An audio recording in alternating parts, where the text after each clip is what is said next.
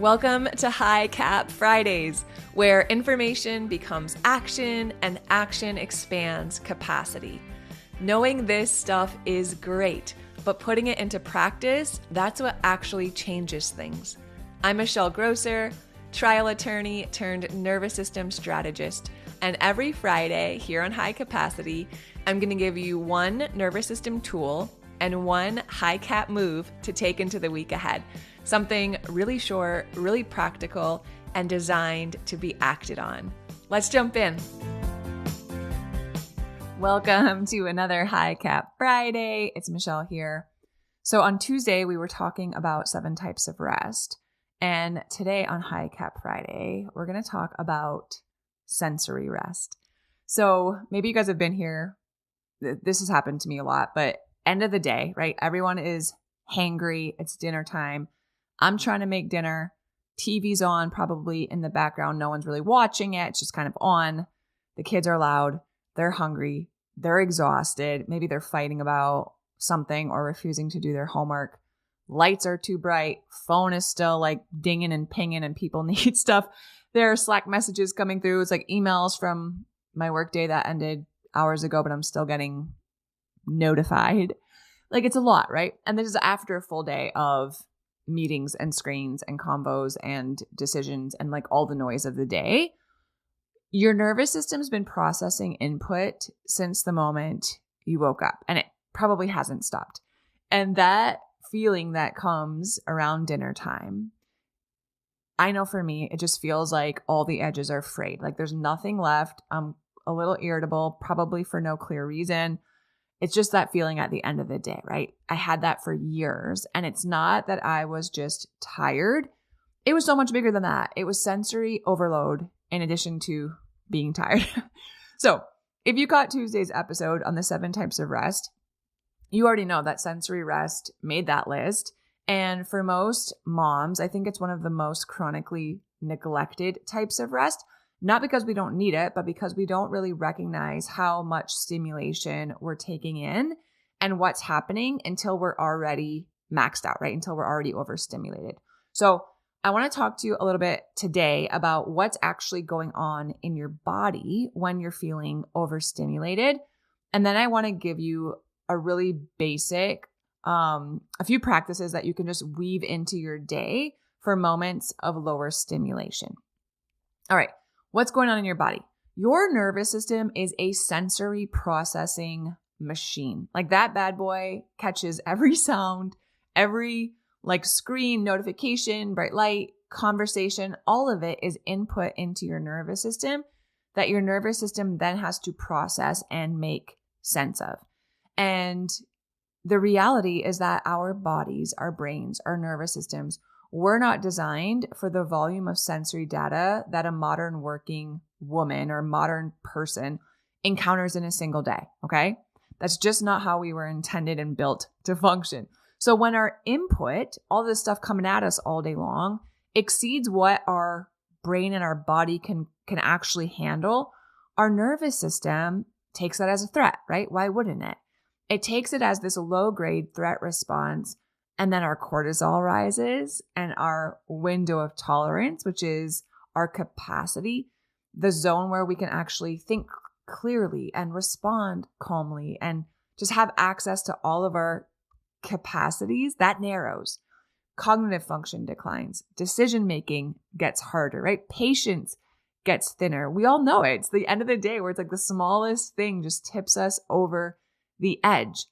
And because it's happening gradually over the whole day, it's not just this one big moment that we're like, whoa, sensory overload, right? At least not in the day-to-day. Like sometimes I do walk into somewhere and I'm like, oh my gosh, this is way too much. Or take me to somewhere like the carnival or like the fair and all of the lights and all of the people. Sometimes even like a Walmart can do it for me where I'm like, I kind of need to get out of here. This is a lot right now. Most women don't realize that all of that stuff that's happening on the day-to-day is actually sensory overload, right? Maybe we think, oh, I'm just like bad at handling stress. It's not that. Your nervous system is running at max input capacity and nobody has told you yet that that's a thing, okay? So here's what sensory overload actually feels like in the body. And as I run through these, I'm just going to touch really quickly. See how many of these feel true for you. Sometimes it feels like an irritability that just feels completely disproportionate to what's actually happening. Sometimes it shows up as being touched out. That's true for me. There were times, especially when my kids were toddlers, where I was like, oh my goodness, if one more person tries to touch me, like it's not going to be pretty. My kids are touching me all day long. And then like my husband sits too close to me on the couch. I'm like, I couldn't take it, right? I was touched out. Noise sensitivity. Sometimes it's the noises, right? Sounds that maybe wouldn't normally bother me otherwise. On this particular day or this particular time of day, that type of noise is unbearable.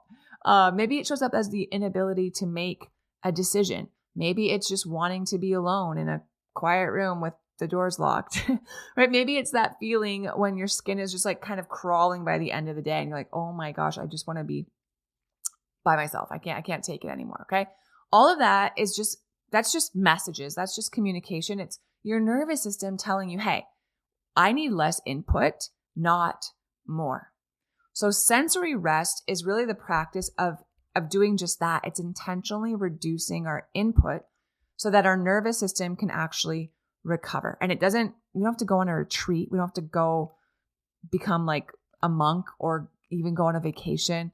I'm talking about building in uninterrupted, low stimulation moments that allow us to just recalibrate, right? Small, deliberate moments of low stimulation woven into your day. So I want to give you 5 as our high cap move of the week. These are 5 that I do personally. They're 5 that have made a huge difference. I feel way less stimulated after doing these things. And I think they give you a mix of things that you can kind of choose to play around with. They don't require prep. You don't have to buy anything. You don't need a ton of time, but just play around with these and see what you notice in your body and your mood and your irritability and your nervous system. So let's run through these 5. The first one, this is my favorite, a low stimulation shower. Y'all, this is a life hack. Get a couple candles or get it like even a nightlight that just plugs into the wall in your bathroom. Turn off the lights, close the door and lock it, and then get in a hot shower. No music, no podcast, no mental planning sessions, just warm water and as close to nothing, no stimulation, no input as you can get. 5 minutes, right? 5-10 minutes of almost zero input. Watch what happens in your nervous system. It's the best thing ever.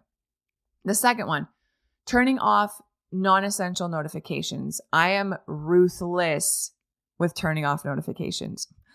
Okay? Ruthless.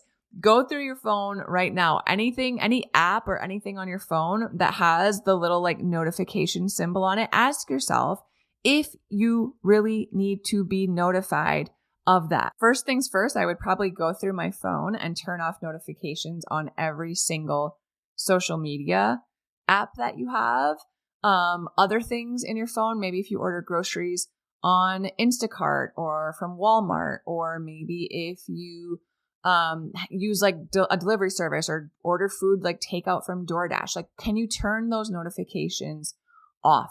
Okay. Maybe you have apps for budgeting. Maybe you have apps like I'm looking at my phone right now. I have apps for like StubHub and Ticketmaster for when I want to buy concert tickets or go to games.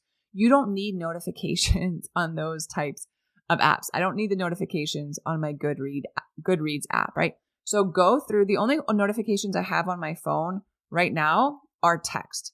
I do not have notifications on emails. I do not get notifications for Slack. I do not get notifications for WhatsApp. All of those things, they still come through, but I have set times during the day set aside where I go and check those things. So every time I pick up my phone, I'm not being bombarded with everyone else's demands for my time and all of their requests and all the stuff they want to tell me about. I don't have mental capacity for that. Okay. So that's a great one. Just go through your phone and like real time start turning off notifications for everything that you can, because turning off those constant pings and dings and just even having the little red circle there, that honestly, it removes a layer of low-grade activation. And you've probably just stopped noticing it because it's always there, but I promise it's real. Okay, the third one. Can you drive in silence? Right? I try to choose one drive a day, and I don't drive a ton anymore now that I work from home and we homeschool 2 days a week. But on Monday, Wednesday, I drive my kids to school in the morning, and then I drive home, and it's about 20 minutes each way. So I try to pick either the morning commute or the afternoon commute where I just drive in silence. I'm not listening to podcasts. I'm not sending or listening to voice notes or voice memos, no music. I'm not on the phone. I'm just driving, right? I'm letting my brain do what it needs to do to either prepare me for the day ahead or to just kind of like decompress on my way to pick up my kids. Okay. If this feels uncomfortable at first, good. Okay. You've probably been filling every single moment, every transition with input. That discomfort of driving in silence for a little bit, that's information. It's just your nervous system telling you like, hey, we've been so saturated with stimulation 24/7. Silence feels strange. Hey, that's exactly why your body needs it, right? The fourth one, just dimming the lights in your home. Choose a time, right? Dinner time, 5 p.m., 6 p.m., 7 p.m. Go ahead and dim the lights. Bright overhead lighting keeps your nervous system in daytime activation mode, longer than it needs to be, but dimmer, warmer lights, especially in the evening, that really signals to your body that the day is winding down, and it helps to make that transition into evening, putting your kids to bed, putting yourself to bed, makes all of that easier instead of just like such a harsh pivot, right? Of like, daytime, go, go, go, bam, stop, go to sleep. That's hard to do. But if you can dim the lights and just make everything kind of like feel a little warmer, that can really help the evening transition. And then the last one, the fifth one, is just putting your phone away. And I'm not talking about like you have to be crazy, but can you put your phone in a drawer for, I don't know, the first 30 minutes after you get home? That transition, especially from work to home, or the transition from like picking up the kids to getting ready for dinner time, that's already a nervous system shift. I think when we bring our phones into that transition, we bring all of the work and daytime stimulation with us. So 30 minutes, an hour, if you can go longer, awesome. The way I do it now is when I start making dinner, usually I have the recipe on my phone, but after that, I plug in my phone and it stays in my pantry plugged in until the next morning for the most part. But if you can start with 15, 20, 30 minutes, I think that's great.